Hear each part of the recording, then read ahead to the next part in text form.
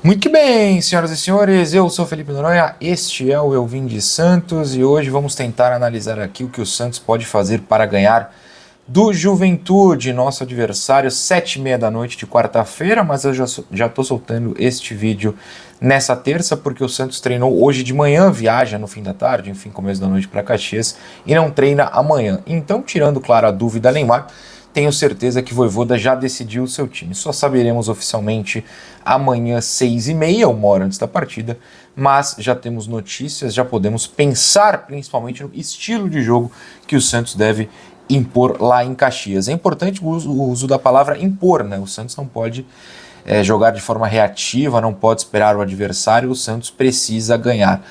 Porque a matemática, ela tem uma conta fácil, apesar de não ser fácil. Se o Santos ganhar suas duas partidas contra a Juventude e Cruzeiro, fica na primeira divisão. Por quê? Porque mesmo que o Inter, por exemplo, nos passasse no saldo ganhando os dois jogos, mas o Vitória ganhasse seu jogo, isso quer dizer que o Bragantino perderia dois jogos, então o Santos passaria o Bragantino, enfim. Na conta final, se ganhar dois jogos, adversários diretos ficarão atrás do Santos, pelo menos um, além, claro, do Fortaleza, que se o Santos ganhar os dois jogos, de qualquer maneira, fica atrás. Então é o que nos interessa, deixar dois adversários atrás, além de Juventude e Sport. Segundo o Lucas Mussetti, a escalação deve ser igual ao jogo contra o Sport. Tirando, claro, Tiquinho, que durante o primeiro tempo, bem no finalzinho, pediu substituição, aparentemente segue com dores e não viajou, para Caxias do Sul. A escalação deve ter Lautaro Dias. Eu na live do trio apostei no Tassiano, mas se confirmado o Lautaro, diria que é um indício de que incomodou bastante, né, dentro do Santos, como já ficou bem claro, inclusive, a apuração de que o Tassiano pediu para não jogar contra o Sport. Aí, jogar de titular fora de casa, se quer ir para o banco na Vila, jogar de titular fora de casa de novo, parece meio chato. E por que eu digo isso? Porque o Lautaro jogou muito mal contra o Sport. O Lautaro fez uma atuação assim no segundo tempo pavorosa, um negócio constrangedor. Por outro lado, ele era o titular até perder a vaga para o próprio Tassiano naquela partida. Então, assim, entendo o Lautaro voltar sem o Tiquinho, entendo que isso possibilita boas peças no banco, porque eu chutaria que sem o Lautaro jogaria o Roleiser num ataque com 4 caras soltos, coisa que o Vojvoda não fez até aqui. E aí você tem o Roleiser, o Robinho, enfim, jogadores para o segundo tempo, o Bom Tempo, o Zé Rafael.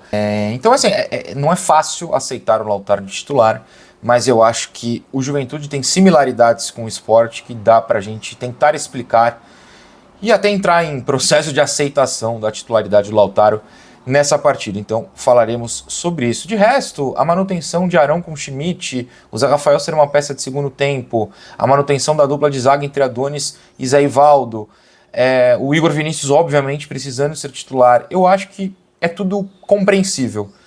É um time que contra o Lanterna jogou bem e tem motivos para eu acreditar que contra o vice-lanterna também se encaixaria.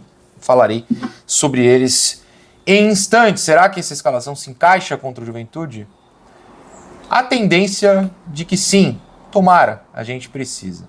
O nosso grande problema recente é a falta de capacidade de chutar decentemente para o gol. Tirando o Neymar no caso contra o Sport, mas e o Barreal contra o Inter, a gente tem sofrido muito nessa questão. Bom, antes então de falar da análise tática, inclusive eu colocarei vídeos aqui, observem, né? Se você está só ouvindo, vale a pena olhar, vou usar exemplos de jogos recentes do Juventude para fazer essa análise. Eu falo da bolsa TOT da Golcase. A Golcase é parceira do Eu Vim de Santos neste mês de dezembro, e dezembro tem Natal. Nessa terça ainda dá para pegar a Cyber Monday, que é segunda-feira em inglês, mas nessa terça ainda tem algumas promoções rolando, né? O rescaldo da Black Friday, o rescaldo do mês Black November da Golcase, então você ainda pode aproveitar algumas promoções lá, incluindo a Bolsa TOT. Por que eu tô falando específica da Bolsa TOT?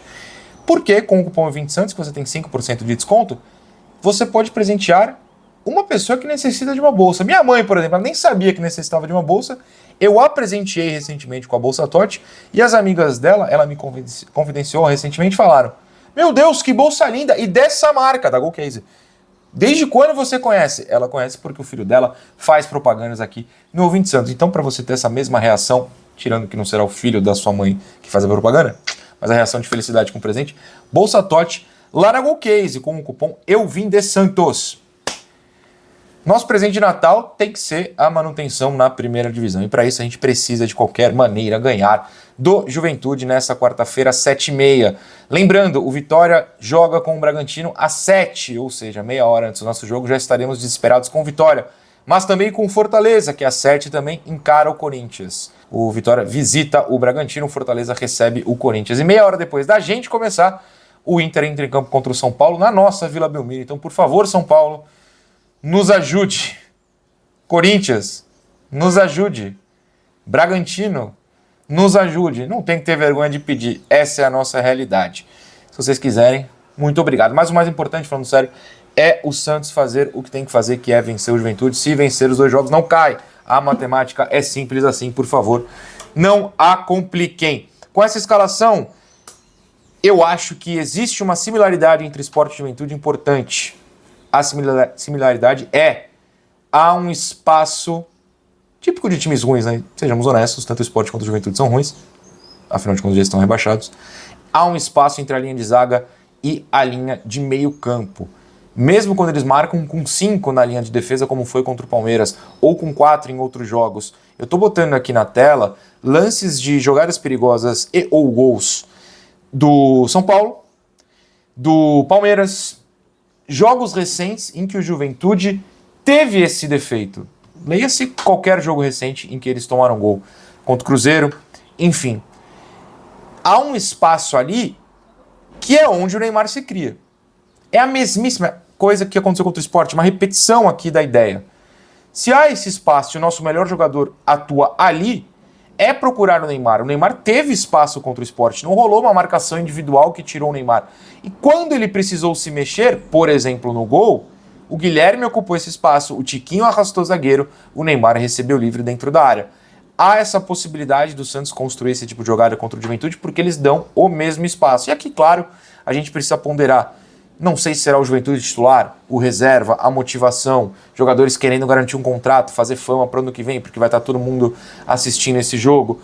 Cara, tem variáveis aqui que são intangíveis no momento. A gente tem que pensar, mas não dá para cravar nada. Então eu estou analisando como se fosse um jogo normal para eles, valendo algo. Para o Juventude em si pode não valer, mas de repente para os jogadores, financeiramente, contratualmente no futuro próximo, vai saber. Não acredito em entrega de maneira alguma e não acredito em desmotivação, apesar de achar mais palpável possível que nem todo mundo de Juventude esteja motivado. Esse espaço do Neymar ali é importante porque ele pode receber a bola ali e criar a jogada ou se movimentar. A movimentação é importante. Vamos pegar esse primeiro gol do São Paulo contra o Juventude na Vila. É a movimentação de Neymar, né? O Neymar tem que ler esse espaço para atacar a área, como ele atacou contra o Sport.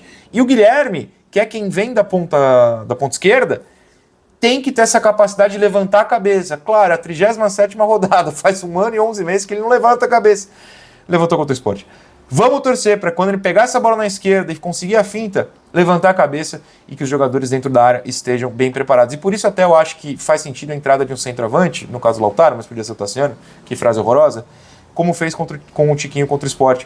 Porque precisa ter mais gente ali, não pode só depender, sei lá, do Roleza e do Barreal estarem chegando na área, do Zé Rafael estar chegando na área. Precisa ter alguém ali já garantindo que pelo menos um zagueiro fique parado no local. Então eu acho que essa análise é possível, o Vojvoda pode ter enxergado isso, com certeza muito mais, afinal de contas, entende 1 bilhão de vezes mais de bola do que eu, um mero mortal.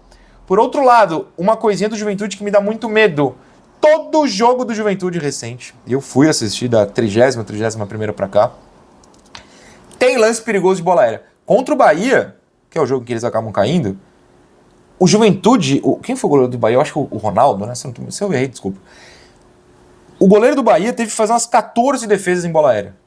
O Juventude perde gol, depois daquele gol que viralizou do Bahia perdendo nos acréscimos, o Juventude perde um gol, acho que ia ser anulado, o cara tava fora, tava impedido, não sei. Mas perde um gol que o jogador do Bahia salva em cima da linha, de bola aérea. O Juventude amassa o Bahia na bola aérea, tanto que o Bahia joga bastante no contra-ataque. O Juventude, se ganhasse aquele jogo, não cairia ainda. Precisava se salvar, um contexto diferente. Mas amassou na bola aérea. Contra o São Paulo tem lance perigoso na bola aérea. Contra o Palmeiras tem lance perigoso na bola aérea. Contra o Cruzeiro, 3-3, jogam muito na bola aérea. E é um negócio que a gente tem muita dificuldade. Tem sido pouco testado recentemente e as falhas principais recentes haviam sido do Mike e do Luan Pérez, que não devem ser os titulares. No caso do Mike, pelo amor de Deus, não pode ser o titular. Mas é algo para se observar. O Santos não pode dar essa chance pro Juventude ficar jogando bola na área, como não deu contra o Sport. O Igor Vinícius, principalmente, marcou muito bem essas tentativas laterais do adversário. Então é isso, é a análise que eu faço. Claro, qualquer mudança para quarta-feira a gente está preparado e volta aqui. Mas nessa terça, com os boatos de escalação ainda, é isso que eu trago, além de observar o que o Juventude fez recentemente. Um aquecimento, por assim dizer, para a partir de amanhã. Eu estou apavorado, senhoras e senhores. Vamos ter fé. Beijo, tchau.